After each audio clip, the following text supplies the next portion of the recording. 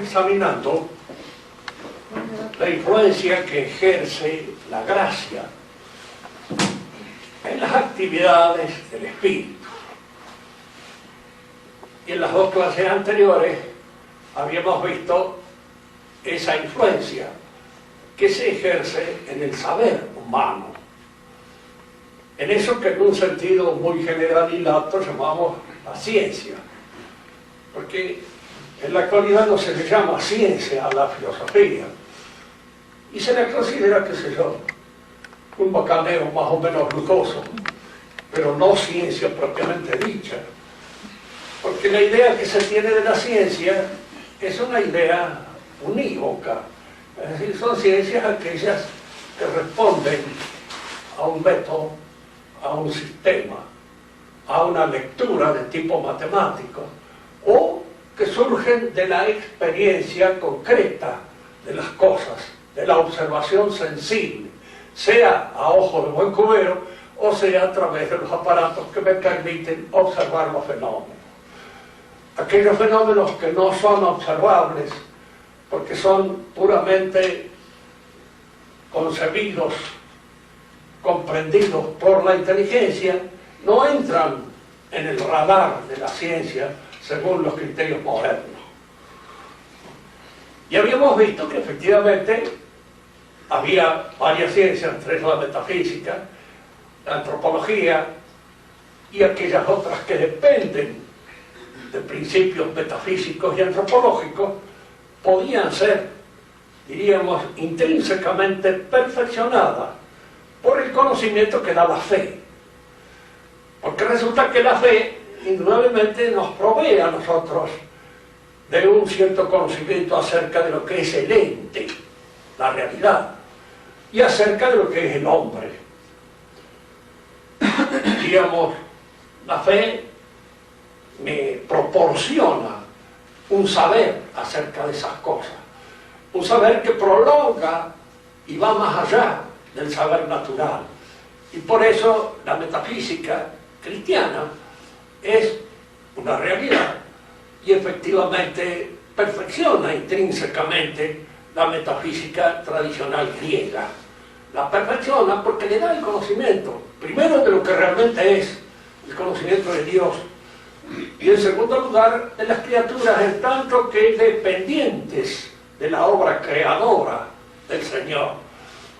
Es decir, para los antiguos la idea de que las cosas podrían ser creadas no se había ocurrido. Nace con el cristianismo.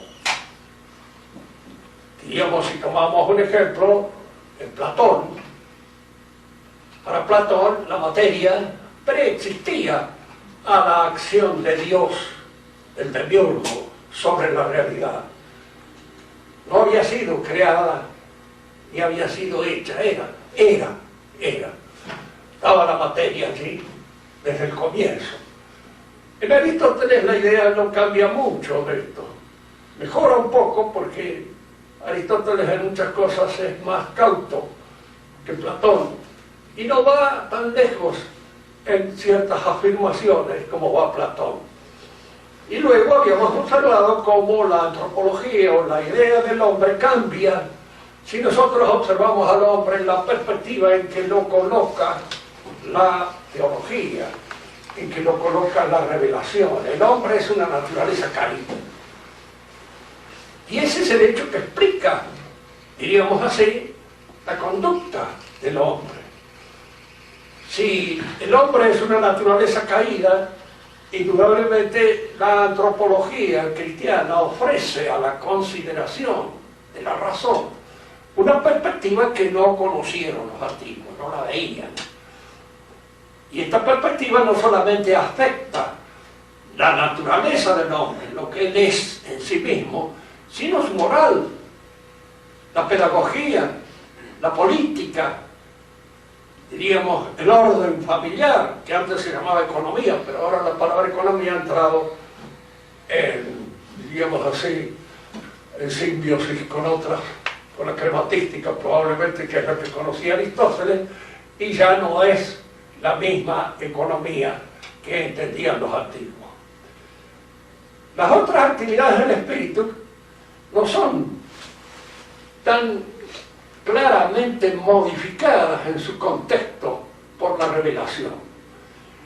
Por ejemplo, el arte en sí mismo no es modificado por la gracia. El arte es un hábito que se da, digamos así, en ciertas facultades del hombre y que le permite obrar, actuar, fabricar, crear ciertas cosas. Crear acá en un sentido analógico del término, no en el sentido cabal, real, como crea Dios. Pero el hombre crea a través de las cosas. Y para eso constituye ciertos hábitos que se llaman precisamente hábitos artísticos. Ese hábito artístico, en tanto tal, no es tocado por la gracia. Un hombre puede tener una gran habilidad para el trabajo manual, para la estatuaria, para la arquitectura o para cualquier otra construcción poética del hombre sin tener la gracia. Y la gracia no lo modifica intrínsecamente a esa capacidad. Puede modificar su inspiración. Y en este sentido podríamos hablar, sí, de que en la inspiración cristiana entran elementos de inspiración que no conoció el arte tradicional greco-latino. Pero, diríamos, son elementos extrínsecos al arte mismo. El arte cristiano tomó casi todo del arte griego. Los primeros, el pastor que lleva la ovejita arriba del hombro, era ya una forma de la estatuaria griega, antigua, conocida. El cristiano lo único que le añade es el símbolo, es decir, cómo convierte a esto en símbolo de una realidad trascendental, trascendiente, pero no lo modifica intrínsecamente al arte, no modifica intrínsecamente la música. Pero hay una cosa en la cual sí, el arte cristiano aporta una modalidad que el mundo antiguo no conoció. Y eso se da en la misa. Fíjense esto, cuando nosotros hablamos de la misa, indudablemente, la misa a la que asistimos nosotros, con los medios estéticos modestos que podemos tener a nuestro alcance, no es la misa solemne que se da en el ámbito de una catedral, por ejemplo, en donde la arquitectura, en donde la escultura, en donde la misma visión a través de los vitrales, el mismo ámbito en donde resuena la música, todo eso crea un espacio y una estructura artística desconocida para el mundo antiguo. No la veía así. Si de allí todos estos artes se compenetran, porque en la misa solemne obra la arquitectura, es decir, la configuración del espacio en el cual se realiza el drama. Está el drama, y el drama es el sacrificio del hombre de Dios que se da así en la misa. Luego esto viene acompañado con la música, de acuerdo con lo que dicen los que realmente saben. Si hay realmente una música coral perfecta, es la música, diríamos así, del gregoriano. Es allí donde se da toda esta perfección, toda esta concurrencia de las artes. Concurre el drama, concurre la noción, la modificación del espacio hecha por el arquitecto, concurre la luz, concurren los elementos musicales, concurre el poema, concurre la visión de los colores, etc. Todas esas cosas contribuyen a este arte. Fíjense que en el mundo moderno a veces se ha intentado realizar una cosa semejante. Wagner tenía esta intención cuando, en cierto modo, Federico II de Baviera le hizo hacer el teatro de Bayreuth. Y él allí quería hacer una representación de esto, pero claro, faltaba lo esencial, es decir, la fe en eso que ocurría. Porque para nosotros el sacrificio del hombre Dios con todos aquellos elementos que intervienen de carácter sobrenatural, es algo que indudablemente nos hace participar con todas nuestras fuerzas, con todo nuestro espíritu en eso. Cuando se nos presentan héroes o figuras mitológicas, arqueológicamente, diríamos, revitalizadas, más por la buena voluntad que por la fe que nosotros ponemos dentro, tenemos. Es indudable que, yo no sé porque, claro, soy muy poco músico, y en general la música de Wagner me ha aburrido poderosamente en toda mi vida, pero eso es deficiencia mía. Una de las imbecilidades que indudablemente, confieso, la tengo. Pero, de cualquier modo, esos personajes que aparecen mitológicos no son parte de la fe de uno. Son de la fe de nadie, ni de Wagner siquiera. Wagner los había inventado. De alguna manera sabía él también que los inventaba y los traía a colación un poco a la fuerza. Lo que interesa aquí es ver cómo ese arte cristiano de alguna manera trató en el futuro a los artistas de imponer una cosa semejante, de imponer algo parecido. Fíjense que esto que sucede con el arte va a suceder con la política. En el mundo moderno es cuando aparece el Estado reclamando para sí una serie de funciones que son parte de la Iglesia, que no son del Estado. Que el Estado las reclama, diríamos así, como un elemento propio de la tarea política. Y no es tarea esencialmente política, sino tarea religiosa. Pero esto lo vamos a examinar más detalladamente cuando hablemos ya de la influencia de la revolución en todos estos movimientos. La política, hay también una política cristiana. Y aquí sí podemos observar que en alguna medida la tarea, la faena política, está intrínsecamente perfeccionada por la visión que el cristiano tiene ahora del universo. El cristianismo es el que le da al hombre la idea de su fin, el fin para el cual está hecho. Naturalmente el hombre puede alcanzar a concebir algo parecido, sí y no. Sí, porque a través del conocimiento el hombre se da cuenta de que el hombre está hecho para Dios, para conocer a Dios. Y esto los griegos lo sabían. Pero el elemento gratuito que introduce precisamente la gracia, ¿qué quiere decir esto? Gratis data, algo gratuito, algo que no está reclamado por nuestra naturaleza, algo que Dios nos da por su cuenta, en función de su generosidad, para sobreelevar nuestra naturaleza a un contacto sobrenatural con la divinidad. Esto se da en la política cristiana. Fíjese que la perversidad de toda nuestra época, de la época moderna, de la época revolucionaria en la cual nosotros vivimos, en la cual indudablemente estamos inmersos, y en la cual, lo digo por experiencia propia, nos cuesta salir de esas influencias.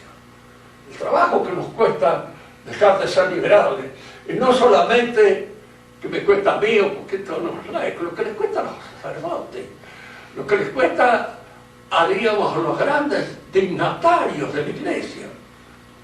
En la Argentina la mayor parte, diríamos así, de su clero, ha sido siempre liberal. Y por eso jamás ha habido por parte de la Iglesia una lucha clara, precisa, categórica, en contra de la invasión de las nuevas ideas. Al contrario, había una colaboración en favor de esas nuevas ideas y en favor de ese liberalismo que en la oscura suele ser vergonzante. Es decir, no que dé vergüenza, sino que están hechos con vergüenza. Están hechos con vergüenza con parte de él, pero están hechos así. Siempre le decía yo a un amigo sacerdote que quería entrar en política también, como el padre Farinero. Decía, mire, usted va a entrar en concurrencia con sinvergüenzas que tienen 24 horas para pensar en reventar al prójimo. Y usted, si es cura, no tiene nada más que 22, porque 2 horas va a perder dando la misa, o haciendo confesiones, o haciendo cualquier otra cosa, si es que las hace. Y entonces los otros le llevan 22 horas de ventaja. Ellos siempre van a ser mejores sinvergüenzas que usted. Usted nunca va a poder realizar la sinvergüenzaría tal como ellos la realizan, porque son especialistas y tienen dedicación full time a las cosas que usted no. Esto me hace recordar a esa anécdota que cuenta Anatole France en uno de los libros más lindos, el que se llama El Olmo del Paseo, L'Orme du Mal. Muy lindo el libro, porque hace hablar a un sacerdote, a un candidato al obispado, que por supuesto no va a salir porque era demasiado inteligente, y los hermanos 3 puntos que manejaban la política en ese momento no tenían bien fichado, y de ninguna manera iba a salir, tenía que salir un imbécil, que era lo que ellos buscaban realizar. Entonces hay una discusión entre cuál era peor dentro del pueblito en el cual se movía, si el diputado socialista o el obispo. Entonces el sacerdote le dice, no, mire, dice, siempre peor es el diputado socialista, porque el otro dice, por lo menos 3 veces dice la verdad durante el día. Hombre, le dice el doctor, no me parece posible. ¿Cuándo dice la verdad? Cuando dice, non sunt digno, non sunt digno, non sunt digno. 3 veces dice la verdad. Entonces, cosas del diputado se no la dice ni en sueño, en ningún momento. De manera que esto, y lo dice así, con la convicción plena y profunda con que lo decimos todos nosotros, no somos dignos. ¿Por qué? Porque efectivamente no lo somos. Y de alguna manera tenemos así la absoluta seguridad de que no somos dignos.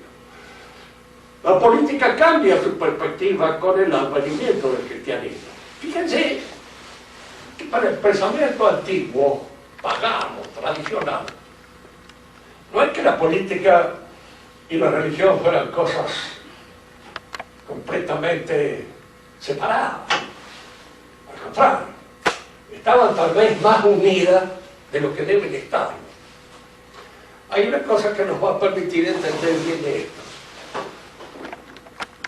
Para nosotros los cristianos, el mundo y Dios, hay entre uno y otro un espacio que está, diríamos así, transitado por la voluntad libre de Dios que crea el mundo de la nada. Lo crea porque quiere y porque es su libertad querer. El hombre antiguo se imaginaba el principio creador, a lo cual llamaba divino, que podía ser el primer motor inmóvil en Aristóteles, como relacionado con el mundo en un doble sentido necesario. Aclaremos esto. Para nosotros el mundo depende necesariamente de Dios, pero Dios no crea necesariamente al mundo. Lo crea porque quiere. El sol nos ilumina, pero no porque quiere, de acuerdo a lo que conocemos nosotros. Y yo estoy de acuerdo con eso, en fin, por lo menos esos escasos conocimientos que tenemos acerca de la realidad solar, es de que ilumina, le guste o no le guste. Entonces, de alguna manera, entre el último rayo del sol y el sol, hay una relación de dependencia y de necesidad mutua, porque el último rayo del sol depende necesariamente del sol, y el sol no puede sino producir esos rayos con los cuales ilumina a la naturaleza. El primer motor inmóvil de Aristóteles estaba en esta relación de dependencia con el mundo. Creaba el mundo que no podía hacer otra cosa. Es decir, ponía en movimiento al mundo. Era el primer motor móvil que sostenía el movimiento total de la realidad. Y lo sostenían necesariamente, porque era su naturaleza, estaba impuesto por él. Y a su vez, el mundo dependía necesariamente de ese primer principio, pero ese primer principio no podía sino realizar eso que estaba realizando, y no podía suspenderlo. La concepción que nosotros tenemos de Dios es que la puede suspender. Esto entonces da una idea de lo que era en el pensamiento tradicional antiguo, por ejemplo, la divinidad del emperador. Cuando uno piensa en esto, fíjense que a veces los mismos emperadores hacían chistes con respecto a la divinidad que ellos podían tener. Pero no dejaban de creerlo. ¿Por qué? Porque en el pensamiento de ellos esto se imponía casi como una necesidad. Si Dios es Él, a través de todas sus proyecciones, es indudable que todo es Dios. Y el que está más cerca de la fuente es más que el que está más lejos. Y entre los seres humanos, el que está más cerca, diríamos así, de la divinidad, es el que ocupa el lugar más alto del orden político. Es el emperador. Diríamos, cuando nosotros pensamos en el pensamiento antiguo, tenemos que sacarnos la cabeza de la cabeza esa idea a veces un poco frecuentada en nuestras mentes, de que los antiguos eran medios imbéciles, o eran medios idiotas porque creían en cosas. No eran idiotas de ninguna manera. Era gente que sabía pensar bien, pero indudablemente tenía una concepción de la divinidad y de la realidad distinta a la nuestra. Si nosotros pensamos que Dios emana de su propia naturaleza todo lo que es, diríamos que estas emanaciones, en la medida en que están más cerca de la divinidad, son más divinas. Y entonces es muy lógico que el emperador sea más divino que Dios. Incluso hasta un hombre tan modesto como de la Rúa puede ser más divino porque está ocupando, diríamos así, un lugar en la sociedad más cercana a la fuente del poder que aquel que puede ocupar yo. Y en ese sentido es como hay que interpretar la divinidad del emperador. Pero aquí es donde el cristianismo, claro, choca con el mundo antiguo. Y este choque viene precisamente de esta idea que se tiene del otro lado de Dios. Los cristianos fueron muy intransigentes en su lucha con el poder. No entraron en compensaciones, y yo te doy la parte a T, vos me doy la parte a B. No había tal cosa. Para ellos el emperador no era divino. Y entre el mundo y Dios había esa solución de continuidad que está llenada, si se quiere, por la voluntad omnisciente y al mismo tiempo por la voluntad libre de Dios mismo. Por eso ellos no entraban en consideración. Los que eran tolerantes eran los paganos.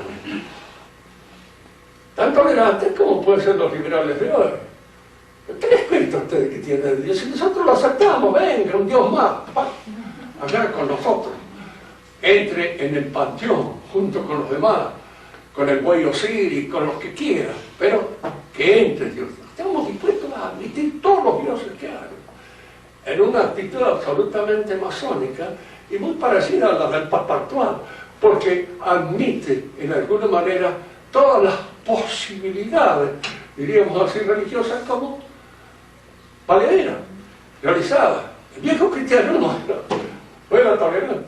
Dice que la tolerancia se ha convertido en la virtud por antonomasia del mundo liberal. Y dicho sea entre nosotros, la tolerancia no es una virtud. Es una actitud en todo caso de la prudencia. Es admitir un mal que no se puede evitar. Entonces se lo tolera. ¿Hasta qué punto? Y dentro de qué punto. Cada uno de nosotros sabe. Yo puedo tolerar el ruido del vecino. Puedo tolerar que alguien se sienta al lado mío, me ponga el codo en el estómago o alguna cosa así, hasta cierto punto.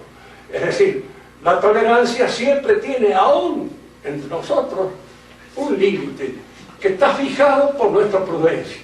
Hasta dónde toleramos una grosería, hasta dónde toleramos un insulto, hasta dónde toleramos una molestia. Pues siempre hay una limitación. Y esto no se trata nunca de una virtud separada de la prudencia. Es una actitud propia de la prudencia en la medida en que la prudencia considera, mira, preferible es aguantarse esto y no entrar en discusión porque esto nos va a traer peores problemas. Bueno, ahí entonces toleramos esto. Pero esa es la tolerancia.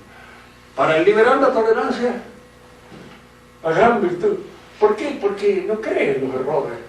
Así no creen en ciertos errores. No olvidemos nunca que los errores, que no creen en los errores religiosos, que no creen en la verdad religiosa. En los errores matemáticos creen.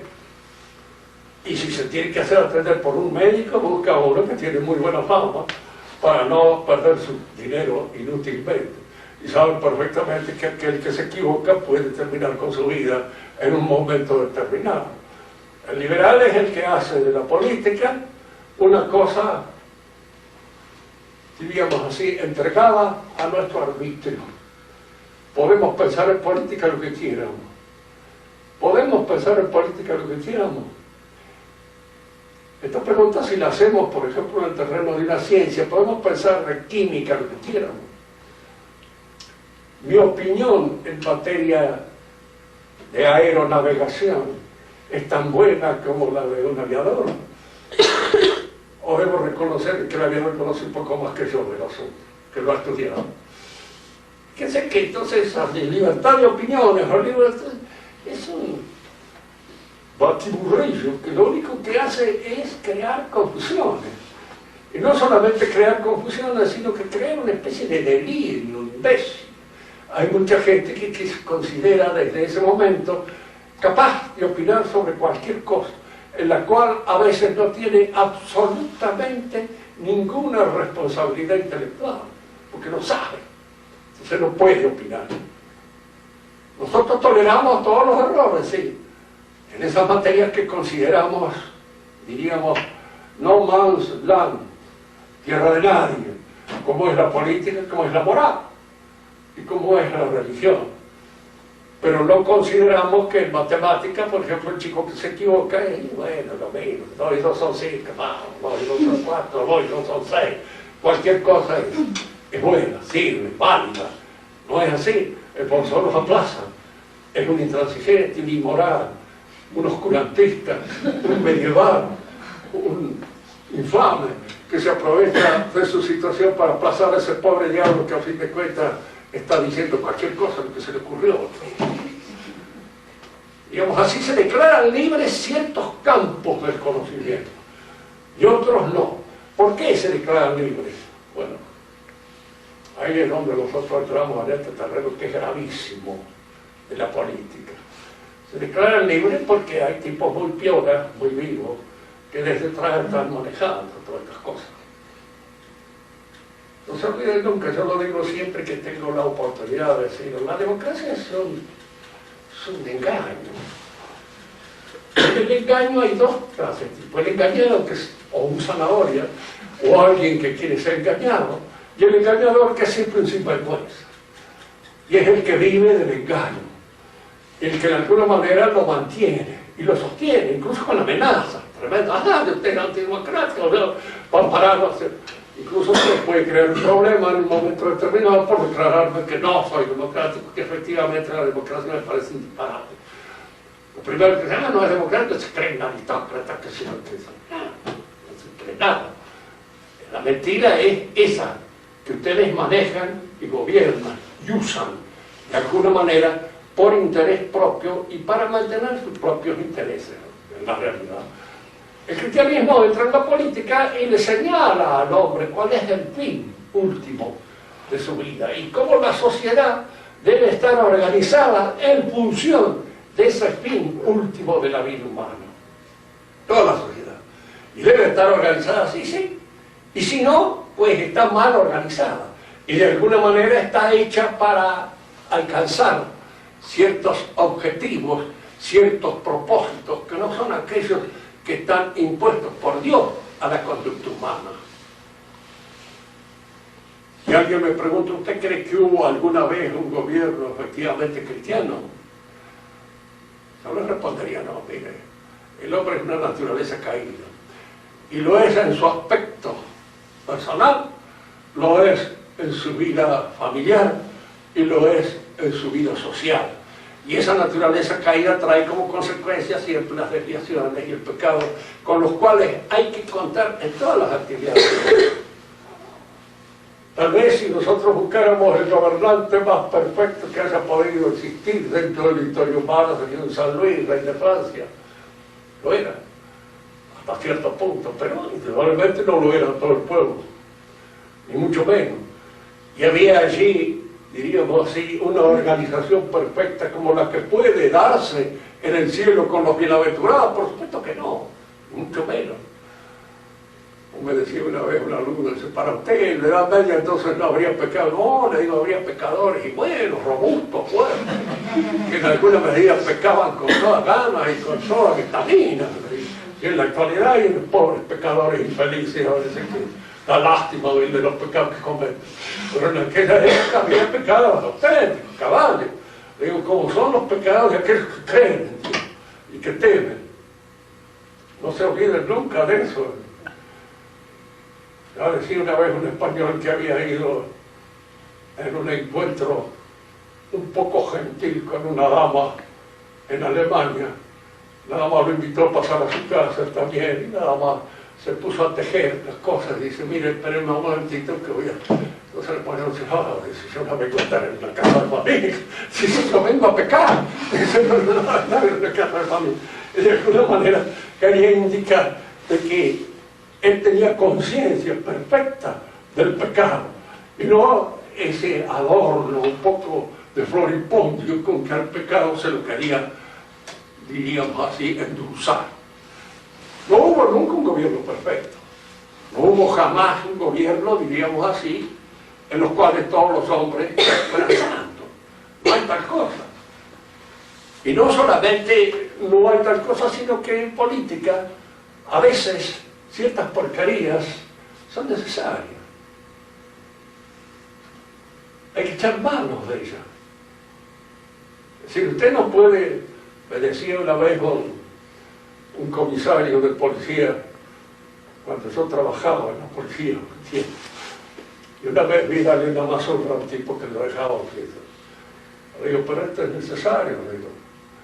No, me dice, pero si vos encontrás la manera de conseguir que te confiese de otro modo, y avisar, dice, ¿por qué lo vamos a usar? Dice, pero por el momento la única que suponemos que es buena es esta, y no hay otra, y si no, no averiguamos nada.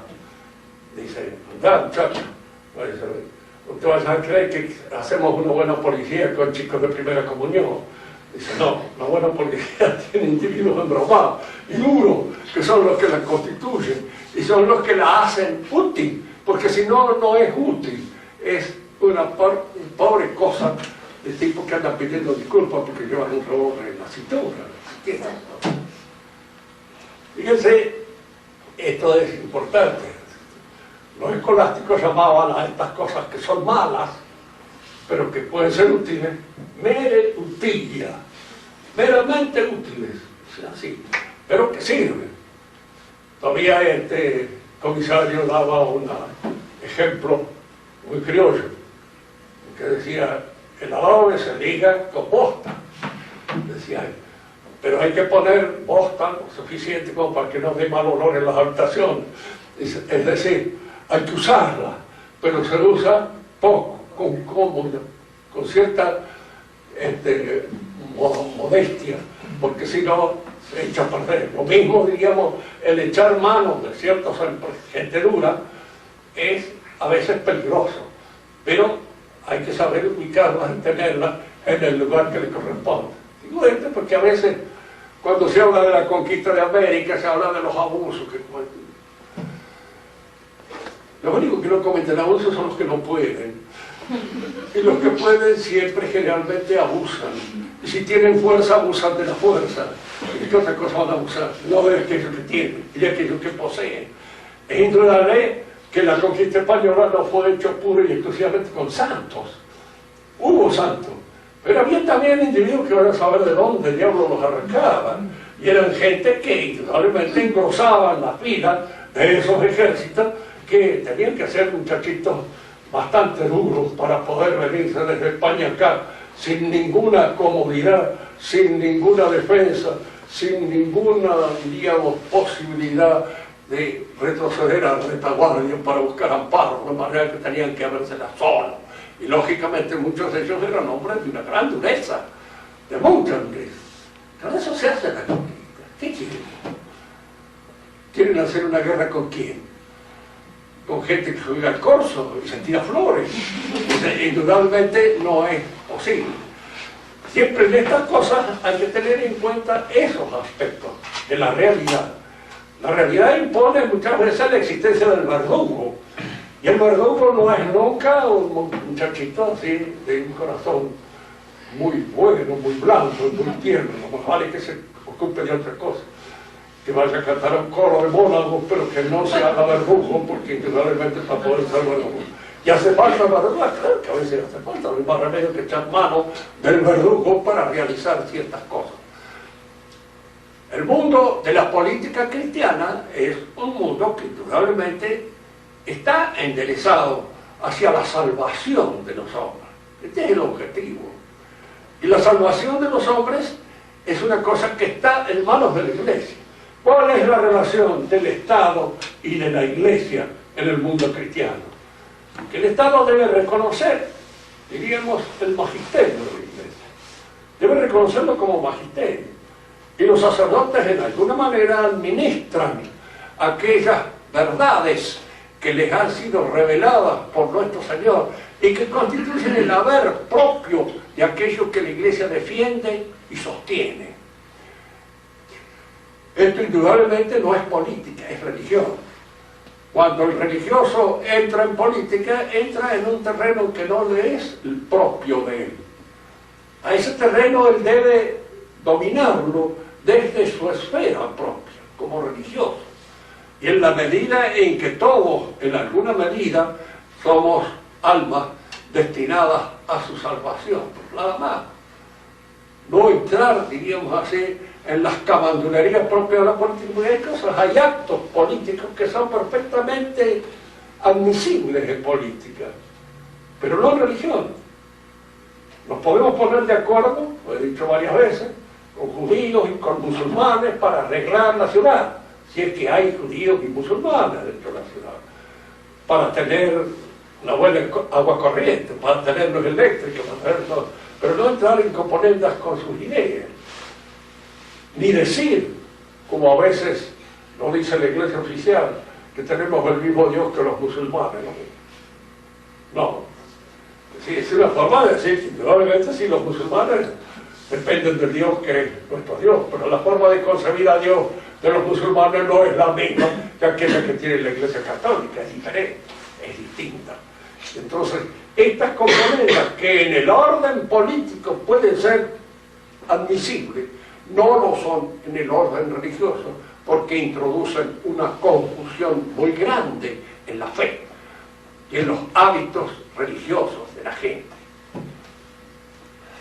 En la economía, indudablemente, diríamos así, la influencia de la Iglesia fue positiva. La Iglesia no propone un sistema económico determinado.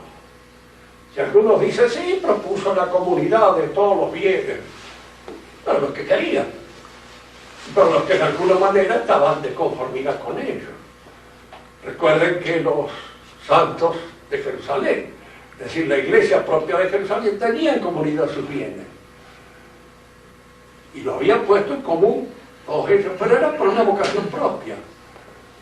Y tan, podríamos decir, tan característica es de que esta comunidad de bienes económicamente es un mal negocio, que todas las otras comunidades cristianas tenían que atender a la comunidad de Jerusalén.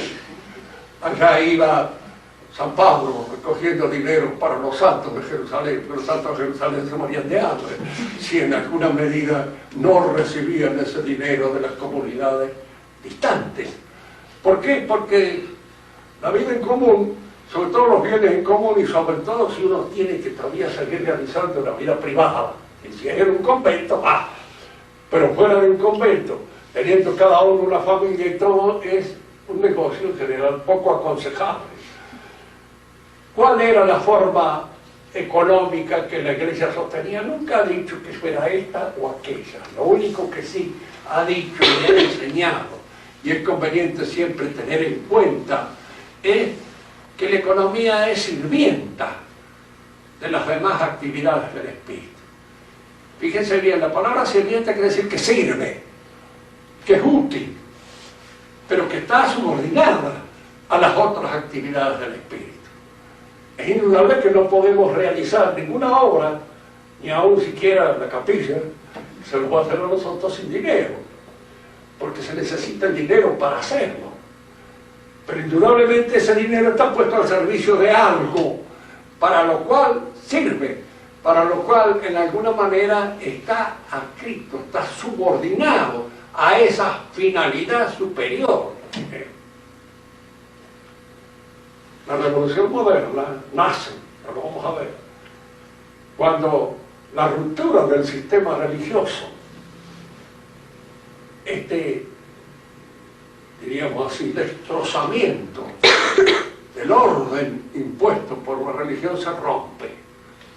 Y entonces cada una de estas actividades del espíritu que hemos ido examinando, la ciencia, el arte, la economía, la política, al desvincularse de estas verdades y principios religiosos que le dan unidad y la sostienen dentro del orbe exigido por la religión, se deshacen, crecen, diríamos así, de una manera hipertrófica, cada una por su parte. El hombre de ciencia buscará el absoluto en la ciencia, gnosis, la gnosis, que es la búsqueda del absoluto por pura y exclusivamente el uso de la razón.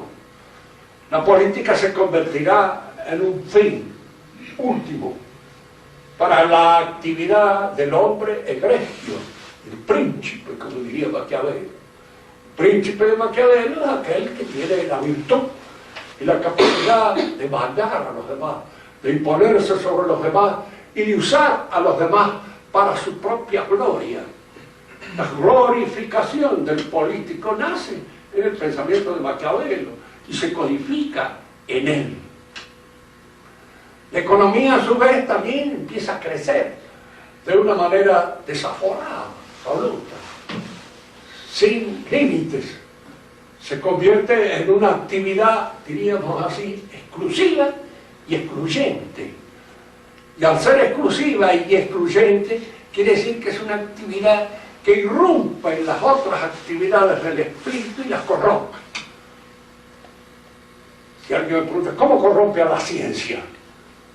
Y la corrompe considerando ciencia nada más que aquellas disciplinas que tienen una relación con la productividad. Y las otras no son ciencia. Pregúntenle a cualquier infeliz que encuentren ustedes en una de las universidades que está lleno, pregúntenle si la teología es ciencia. A ver qué dice, es ciencia. La ética, yo he enseñado ética, y por supuesto había que enseñarle a los alumnos de que era una ciencia, como quieran. Recuerdo que escuchaba a varios en la facultad de filosofía, y me contaban después que un alumno, cuando yo terminaba la clase, había uno de ellos que parece que era el más zurdito de todos, y hacía así, apagaba los cirios. Suponía que el que le estaba dando era catecismo o alguna cosa por el estilo.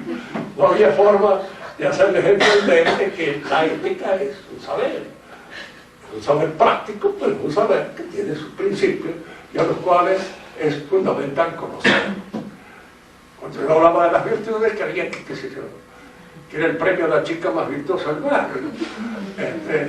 Bueno, es cierto, yo no voy a caer en esa definición de la Torfrance que dice la virtud es como las aves de rapiña, solo asisten las ruinas.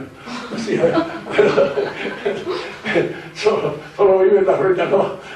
Tal vez los premios de virtud a veces son dadas a las chicas muy feas que tienen posibilidad de dejar de ser virtuosos, pero no siempre es así. Son ciencias. Pero si uno le dice a esta gente que está ahora impregnado por ese economicismo, fíjense que la revolución es esto, el economicismo. ¿Quién lo dice? Lo dice Marx, un especialista en revoluciones. A ver, puede discutir con él que no lo haya sabido. ¿Y quiénes son los hombres que inician la revolución? Los financieros. Pero ¿usted está seguro de que son los financieros? Sí, estudie de las revoluciones por donde quiera y por donde las agarre, y se va a encontrar con la finanza como causa principal del movimiento revolucionario. ¿Y por qué las finanzas quieren en un momento determinado ese cambio en la estructuración social de la sociedad antigua? Porque para la finanza aquello que no se puede comprar no sirve, no existe. ¿Y qué es lo que no se podía comprar? Por ejemplo, no se podía comprar la nobleza. A veces se vendían los títulos de nobleza, pero había una diferencia entre tener un título de nobleza y ser un noble, de verdadera y auténtica alcurnia. Y la diferencia. No se podía comprar la monarquía, el monarca era incomprable. ¿Por qué? Porque está por encima de toda posibilidad de el usurero para comprar. Trató muchas veces de hacerlo, como no, hay casos, pero el monarca tenía que defenderse de estas posibilidades. Y entonces una de las faenas exclusivas del monarca era defenderse del exagerado crecimiento de los usureros. Había que evitarlo. Y un buen monarca siempre se colgaba 7 u 8 usureros, que eran entusiastamente admirados, colgados de una cuerda por toda la gente del pueblo. Fíjense que la Bastilla fue en su principio una prisión para usureros. Allí iban a parar muchos de los usureros. Uno de ellos se quejaba porque los había tratado medio mal, aunque la Bastilla tenía todas las posibilidades de ser alimentados por las mejores hosterías de París. Era una prisión de Estado, a donde iba a parar gente de calidad. Cuando esa famosa toma de la Bastilla, que tanto nos hace, el pueblo estaba harto, el pueblo no estaba harto, el pueblo estaba encantado de que estuvieran en la Bastilla, los tipos que estaban en la Bastilla. Porque gente del pueblo no iba nunca a la Bastilla. Allá a la Bastilla había que tener dinero, no era cualquiera. Y de alguna manera, diríamos así, era una prisión de Estado para gente de mucha posición. El que hace la revolución en Francia, el que la inicia por lo menos, nace de ahí, es el duque de Orleans, la fortuna más grande que había en Francia, y a la vez jefe de la masonería. Y él era el que inicia, junto con todos aquellos financieros que querían de alguna manera cobrarse las cosas que el Estado había gastado y que no les pagaba a los financieros. Eso fue lo que provocó a veces la captación de los bienes del clero, y de esa manera pudieron cobrarse algo de lo que se les debía, pero lo hicieron ellos. De manera que en el principio de las revoluciones hay esto. Aquello que no se puede comprar, eso es deleznable, debe ser combatido. La iglesia no se puede comprar, se pueden comprar los curas, como no, y se han comprado muchas veces. Cardenales, papas mismos, han sido comprados muchas veces. Y han sido comprados, diríamos, en la votación para el papa. Ha entrado una serie de pesos allí que han ocasionado un cambio en las figuras que pudieron ser elegidas. Pero las verdades de la fe no son comprables. La verdad de la fe permanece inalterable, fuera de este mercado. Recién, diríamos así, con un pastor tan amplio y tan grande como Billy Graham, que él decía que sí, Dios era un producto vendible y había que saber venderlo, y para saber venderlo había que establecer una publicidad que de alguna manera permitiera la venta, así como diríamos así, un dentífrico se impone, porque fíjate, la sonrisa más fresca, el aire más seductor, nace precisamente del uso de este dentífrico. De la misma manera, Dios es un elemento vendible y es un elemento que puede ser comprado por todos aquellos que en alguna medida están en condiciones de alcanzar su conocimiento. El mundo entonces de las finanzas es un mundo al cual todas estas jerarquías que nacen, diríamos así, de los servicios históricos, desaparecen. Y se imponen nada más que aquellas que nacen del dinero. ¿Quién lo dice? Marx mismo. en el Manifiesto Comunista, así lo puedes leer. Diría un gran admirador de Marx, sí señor, en materia de religiones, en materia de revolución es el que más sabe. Y el que de alguna manera lo vio perfectamente bien. Incluso vio muchas veces los elementos que se les parecieron. Él era un revolucionario y él esperaba sacar partido de esto. Pero no le dio el cuero para sacar partido de eso, pero supo ver bien las cosas como se hizo y plantear el problema de una manera adecuada. La revolución comienza en el capitalismo y es de alguna manera el resultado de esta influencia que el poder de las finanzas va teniendo sobre todos los otros poderes históricos que se dan en una sociedad. Cuando estos poderes históricos han sido vencidos y han sido derrotados, entonces las finanzas han construido a su vez una oligarquía, que es la oligarquía de los juntavotos, de aquello que se propone para la elección. ¿De dónde nace esa cualidad para juntar votos? De la charlatanería, de la posibilidad de prometer cosas que realmente se sabe que después se anulan. No se olviden nunca que toda revolución se provoca, los que logran el triunfo dicen esta no ha cumplido con las finalidades que se propuso, pero la que viene es así, esa va a cumplir con todas las finalidades, y la que viene va a ser cualquiera, es decir, no va a cumplir nada.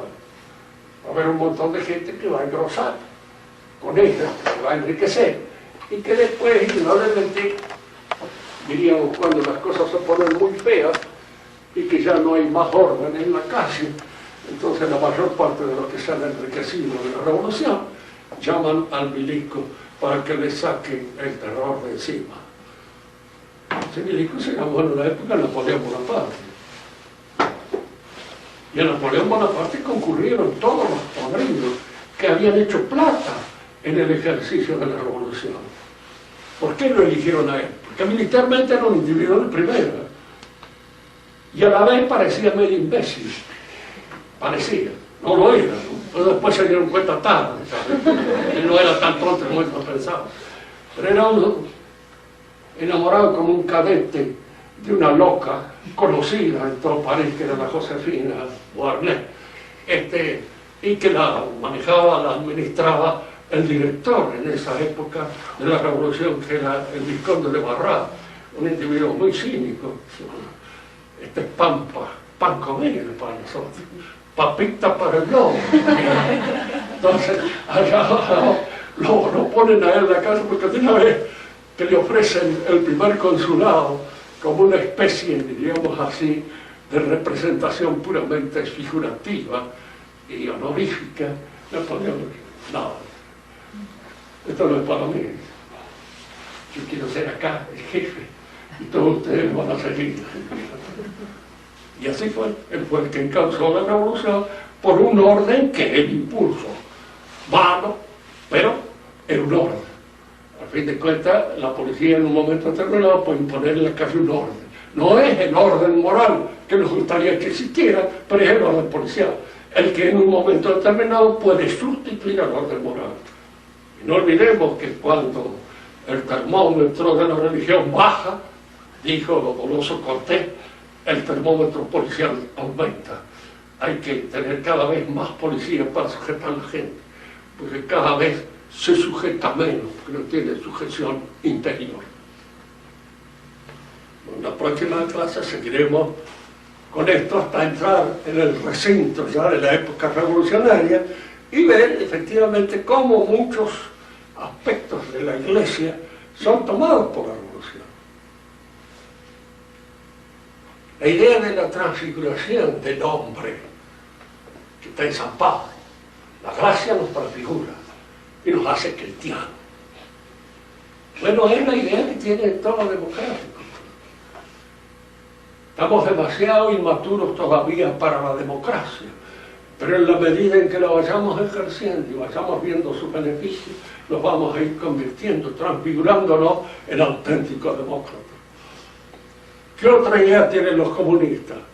El advenimiento del comunista, es decir, del hombre que ya no tiene no reconoce mío ni tuyo, que procede en función puramente colectiva. Nunca jamás se dio eso, pero en alguna medida es la utopía en función de la cual el movimiento comunista obra, persiguiendo ese espejismo, que es un espejismo teológico. La gracia es la que nos transfigura de alguna manera, y eso es lo que nos transfiguramos en el hombre que se hace uno ya con Cristo en el otro mundo. En este no lo logra. Y estos movimientos de alguna manera son, diríamos así, caricaturas de la raza. No olvidemos nunca, el demonio es el mono de Dios. No hace nada, no construye nada, destruye la obra divina y la destruye caricaturizándola, tomándola como cosa. Si alguno de ustedes ha vivido alguna vez en el campo, sabrá que para voltear un ternero no se trata de emplear toda la fuerza, sino la fuerza del ternero. Es con la fuerza del ternero con que usted lo puede voltear. Le da en la mandíbula y cuando mueve la cabeza por arriba usted le da un golpe, cae, pero con su fuerza propia no. De alguna manera toda la revolución toma fuerzas de la iglesia, y esas fuerzas transfiguradas, llevadas a un orden puramente naturalizado, constituyen la revolución. Hasta el más infeliz de los radicales que ustedes pueden sospechar, y miren que los tienen, en realidad uno cree que nunca van a encontrar uno más idiota que el que actualmente está y sigue lo encuentra. Son de una inteligencia increíble, logran, diríamos así, el advenimiento de ese otro radical más imbécil que el que estuvo hasta ahora. ¿Cómo lo logran? No sé, es un milagro, pero es un milagro de tipo así, puramente laico. ¿Alguna pregunta? Sí, claro. En esa cúspide que hiciste, donde la idea antigua del emperador como más cercano a Dios, eso con Bodin y en la figura por ejemplo, cuando matan a Luis XVI, cuando lo asesinan, ¿no está esa idea de que es como un deicismo lo que se ha hecho? De matar a una figura que viene nombrada directamente de Dios. No, lo que sucede es esto, ¿no es cierto? Así las cosas hay que entenderlas bien. Toda autoridad viene de Dios. Y esto lo decía ese que algunos se llama Budín, con un que se llama Bobán. Toda autoridad viene de Dios. ¿Cómo viene de Dios? En primer lugar, porque la autoridad es conocimiento. Y a la autoridad la da el conocimiento. Tiene autoridad el que sabe. Y el que no sabe no tiene autoridad. Yo tenía un amigo mío que decía, en la Argentina, dice, es donde se da siempre este hecho. El saber no ocupa lugar, dice, porque no hay nunca un tipo que sepa que esté en el lugar que le corresponde. El saber no ocupa lugar. Pero la autoridad viene del conocimiento. Y el conocimiento es, en alguna medida, nuestra relación participada con Dios. Porque conocemos las cosas que Dios hace. De manera que un mayor conocimiento es una mayor participación con la verdad divina. Y si es una mayor participación con la verdad divina, toda autoridad es, de alguna manera, obediente de Dios. De ahí viene. ¿Entiendes? Porque no hay que buscar las cosas así, estrafalarias, como si Dios iluminara a este. Y en este momento la autoridad máxima nuestra, que es el presidente de la nación, es un iluminado. Sabemos que no es iluminado por nada, pero de alguna manera, si algo carece de autoridad, ¿por qué? Porque no tiene el saber que corresponde a su actividad propia. Una autoridad médica es un médico que sabe. Esa es una autoridad médica. El que gobierna debe tener autoridad en aquello que gobierna, es decir, debe tener conocimiento, claro, de lo que debe hacer. Y si no lo tiene, no tiene autoridad. Pierde autoridad, porque no tiene el conocimiento. Pero el conocimiento es una participación con el conocimiento divino. Fíjense que un aún en el orden familiar, el padre que tiene autoridad es el que hace las cosas que todos entendemos que son aquellas que tiene que hacer para el bien común de la familia. No para su capricho personal, porque cuando empieza a prevalecer el capricho sobre las exigencias del bien común, uno se da cuenta de que allí hay algo que está pasando y que algo no anda, porque el capricho no es antojo. A mí se me antoja. Usted ese no es autoritarismo, eso es simplemente prepotencia o mandonismo. La palabra autoritarismo no tiene sentido. Nadie se pasa inteligente, ni nadie se pasa de conocer demasiado, ¿no?